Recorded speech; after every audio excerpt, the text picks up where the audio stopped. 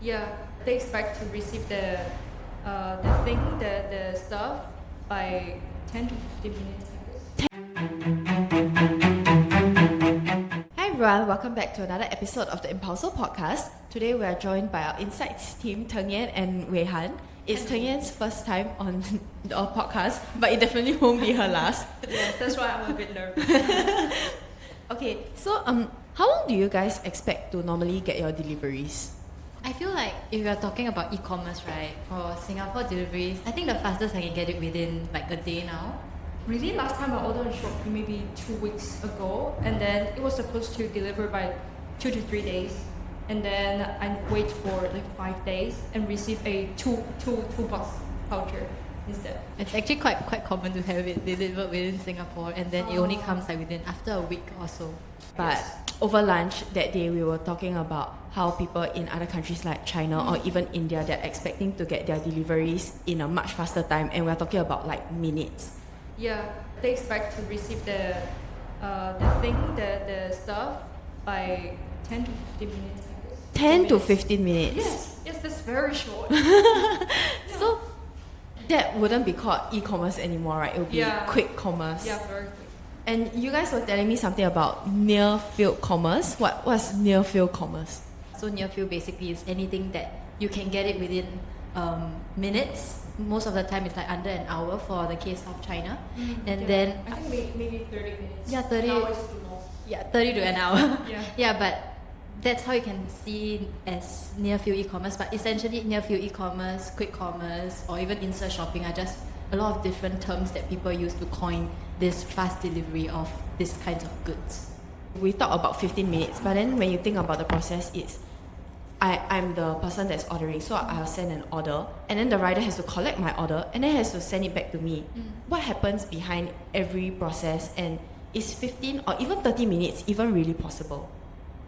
I think for consumers, right, it's very easy for us to expect like Yeah, I want it correct. fast. If we look behind the scenes, right, it's actually not that simple, because for us, right, we just need to press a button, send my order, and then the platform receives it.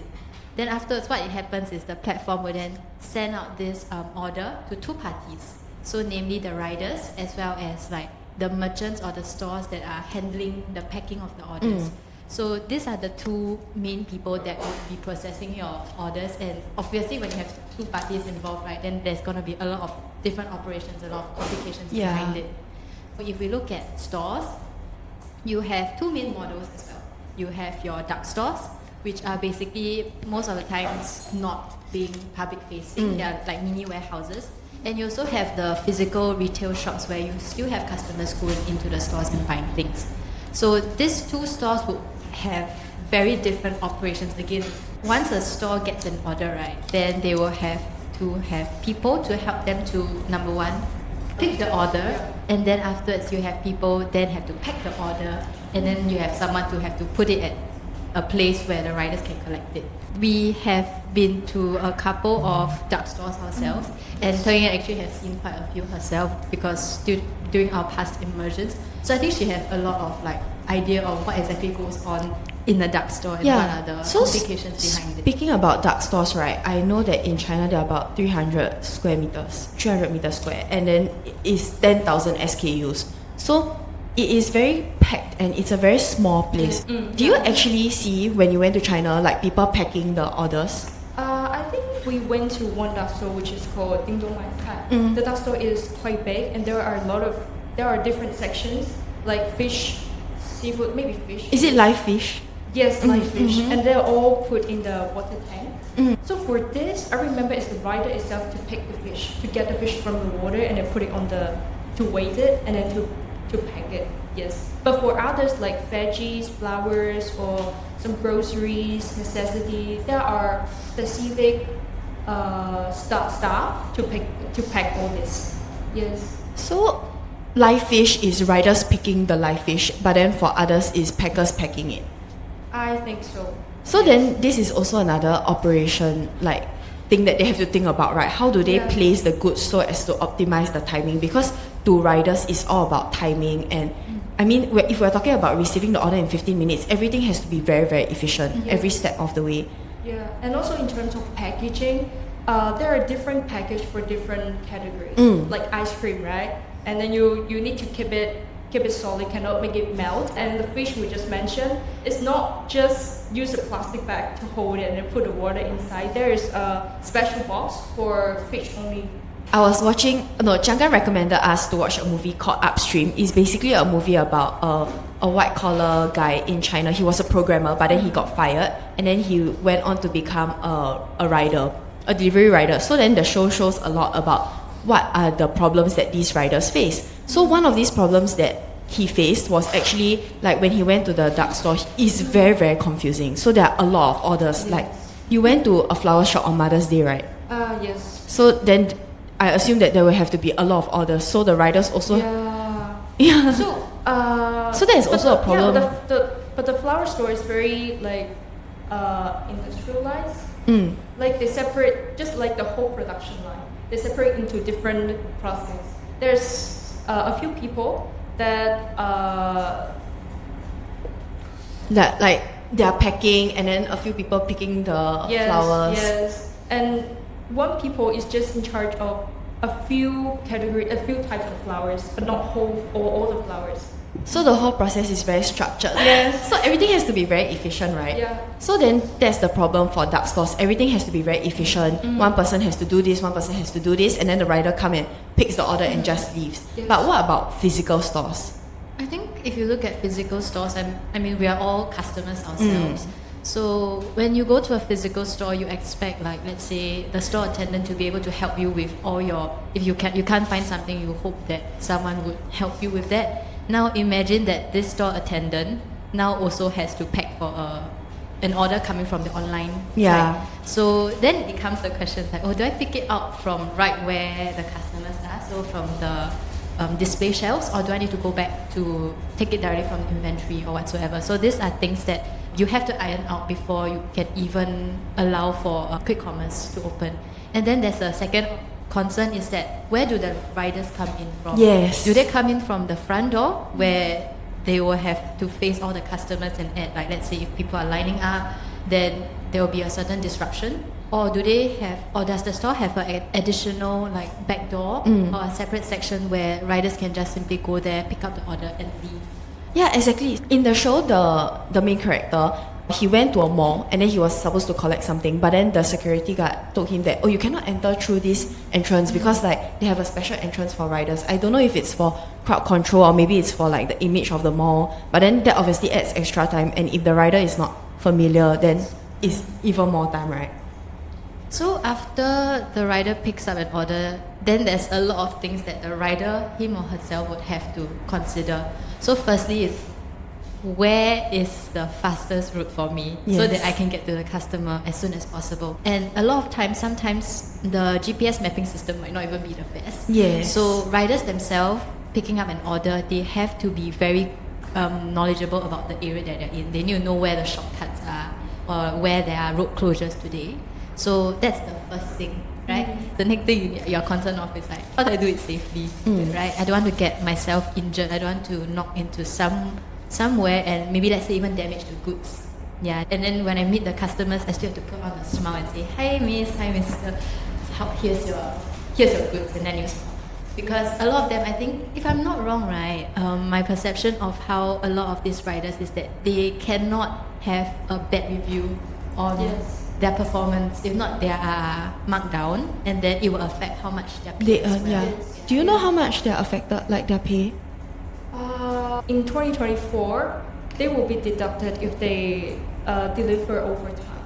Yeah. And also, if the consumer give them low rating, then they will, I don't think they will directly deduct the pay, but they will be, like what Wei-Han just said, will be marked in the system, in the rating, and cannot be too low. You have to do something to make your rate higher. So like in the movie, when the rider has a bad rating, so for example, he reaches maybe 3 to 5 minutes late because he is unable to find the place, because in certain places the GPS system is not as accurate or the area is not very structured, right? So for example, house number 39 is not next to house number 38. Is very far away.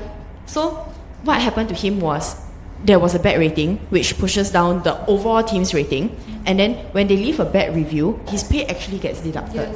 Yes. And then at the end of the day, he realized that instead of earning money, he still has to pay. He still has to pay penalties because of late deliveries and customer bad reviews. Yes. So then, apart from the time, they also have to juggle to put on a smile on their face and to also face the customers, like to do extra stuff. At one point in the movie, I'm sure this is exaggerated, but he even started cooking for the restaurants. Like he started cooking and then he started like... Because the restaurant is too slow, right? Yeah. So that's also another problem that they have to face, right? Because if the restaurant is too slow, then the restaurant is the bottleneck, not them. Yeah. But they have to bear the brunt of it. Yeah, exactly. Oh, I also want to add on one more thing. Usually it's like in China, it's maybe 4 to 5 once during peak hours. So although the system will recommend a fastest route for them, but you also need to like look at the GPS and then plan your time. So this will make them do even a lot more things. And for example, like DDL, for every rider, they need to carry maximum 8 orders at a time. So all these are around 8. on-demand orders as well, like, Yes. and they have to send all of these orders within 15 minutes.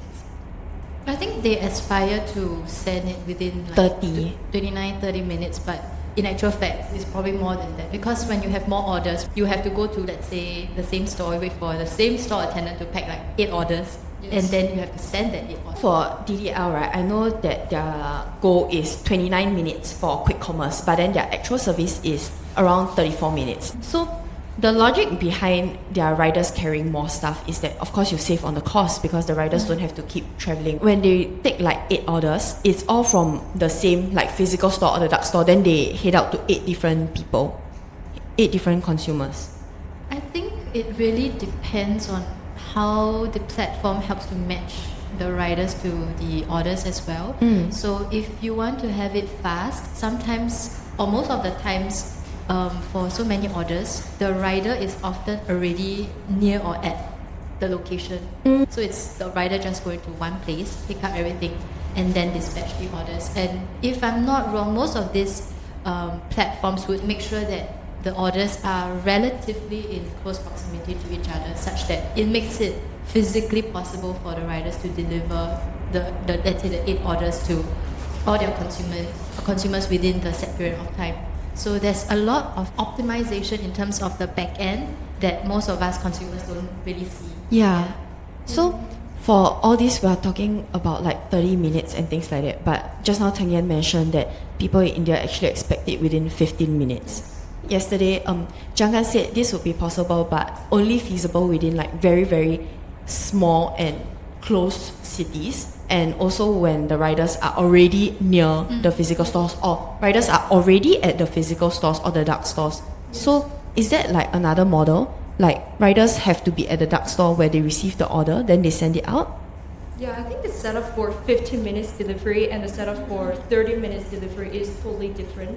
Like for 15, you cannot go to a shopping mall or a supermarket to get your stuff, right? And then you have to go to the dark store.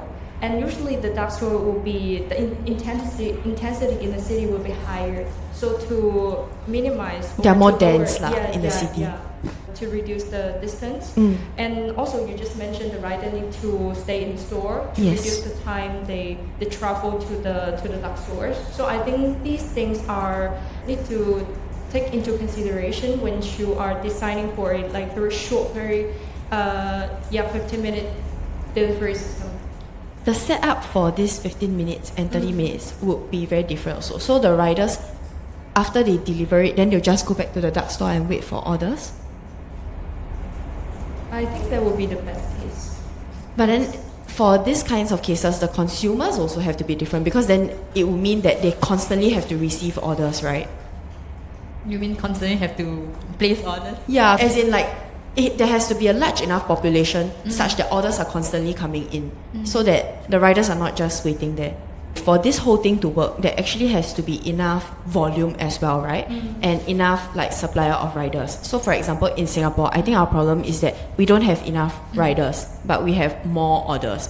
But for places like China or India, I know that they have an oversupply of riders, so people are actually fighting to become riders, and it's highly competitive. Yes. Yeah. And I know that there is a rider or order bidding system.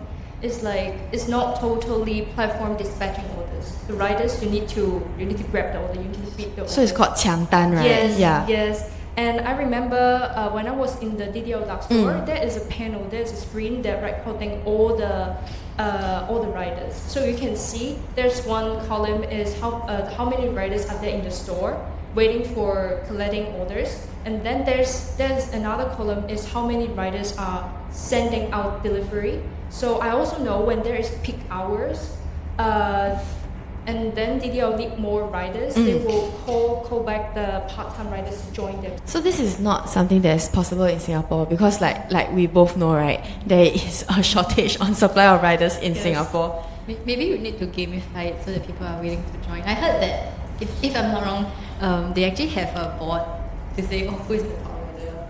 Oh yeah, that's what happens in the show. Like for the show they have so they have different tiers of riders. I think this is something that the store manager gamified to incentivize riders. And then the top rider in the show allegedly earns 16,000 RMB a month, which works out to be about 3,000 plus Sing. After speaking about all of this, right, the operations for 15 minutes delivery and 30 minutes delivery is very different. Yes. But is it really feasible? 15 minutes, I think in China is a bit hard.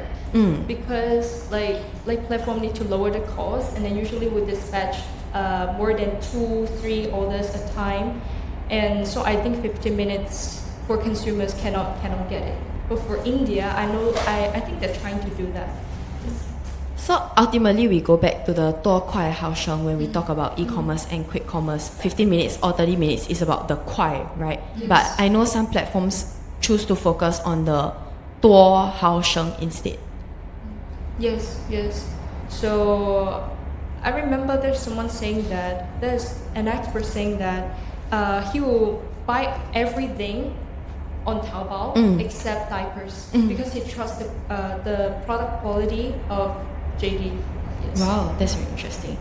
Okay, so that's the end of the episode. Thank you guys for tuning in to another episode of the Impulso podcast. If you guys enjoyed this episode, do leave us a comment and like and share this episode. Do subscribe to stay up to date on the latest happenings and trends in the tech, food delivery, new retail, and the broader digital economy. Thank you. Wait, Bye.